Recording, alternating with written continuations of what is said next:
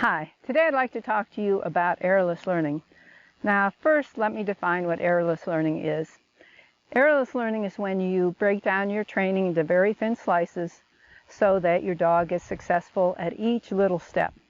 And that way your dog never gets confused, they're never wrong, basically. So it's just a really nice way to train.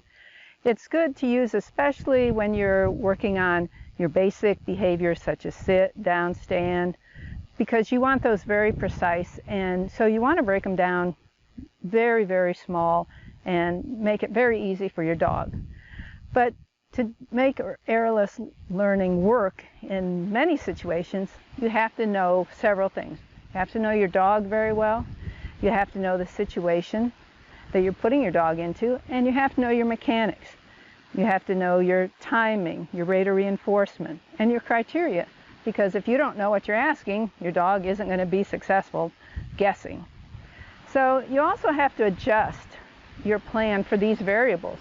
If you move outside, if you add something, let's say you're working on distractions, and you add something to the environment, how are you going to break that down so that your dog is successful? Now, the best thing is to break it down to very thin slices, and your experience with your dog with different situations is key. So, does your training always go to plan? Well, we're going to look at a video that I did recently with Sir, and I've raised Sir from a puppy. I've done tons of training with Sir. I think I know Sir pretty well, and he knows me well. So in this video, I asked Sir for what I consider a very, very basic behavior, a sit. So I'm going to let you watch and see how this goes. There.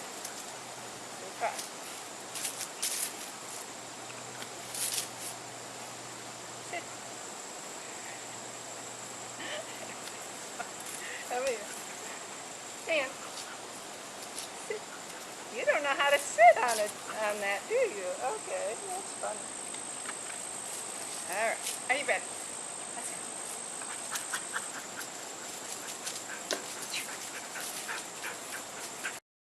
From the video, you can see I had a little problem. When I asked Sir to sit, he immediately dropped down. And my reaction was to laugh, because it was like, oh, you know that behavior. So thinking it was just a matter of, I don't know, try again, I asked him again. What did he do? The exact same thing. He immediately dropped into a down. No hesitation. He knew what I wanted was that down. So what happened? There was a mat in the situation. And when I've worked with him on mats, it's always been to the down. So in my mind, my verbal cue was going to override the mat. I didn't even pay attention to the mat. But what was more salient to him was the mat.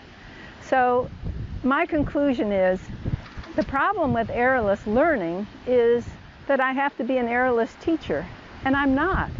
I think I'm a pretty good trainer, I do pretty well, but I'm not always errorless. And I think that is all we can do is realize it's difficult to be an errorless trainer, that dogs are resilient.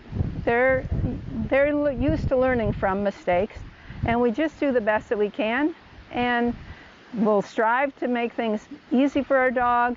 If we have problems, we'll stop. I would have taken that behavior out of the situation and worked on the sit with a mat and gotten that to where it needed to be. But it just goes to show you, no matter what you set up and how well you think you know your dog, you don't always have things come out the way you expect they will, and you just can't beat yourself up. Just laugh about it. It's just a mistake, learn from it, and go on.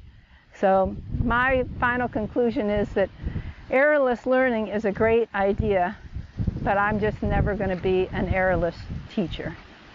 That's it for today. Thanks.